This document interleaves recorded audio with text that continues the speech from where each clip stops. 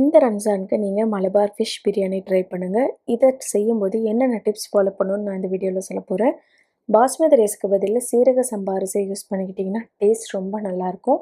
நீங்கள் வாங்குகிற மீன் வந்து முள் இல்லாததாக பார்த்துக்கோங்க. நடுமுள் மட்டும் இருக்கிற மீனாக இருந்தால் சாப்பிடும்போது முள் வராது. அதுக்கு வஞ்சிர மீன், கெளுத்தி மீன், பாறை மீன், மலபார் ஃபிஷ் ஏதாவது ஒரு மீன் இந்த மாதிரி நடுமுள் மட்டும் இருக்கிற மாதிரி வாங்கிக்கோங்க. நீங்கள் ஃபிஷ்ஷை வந்து நல்லா மேரினேட் பண்ணிவிட்டு ஃப்ரை பண்ணும்போது கோகனட் ஆயிலில் ஃபுல்லாக தேங்காய் எண்ணெயிலேயே நீங்கள் ஃப்ரை பண்ணிவிட்டு அதே எண்ணெயை வச்சுட்டு நீங்கள் ஃபிஷ் பிரியாணி செய்யும்போது ரொம்ப டேஸ்ட்டாக இருக்கும்.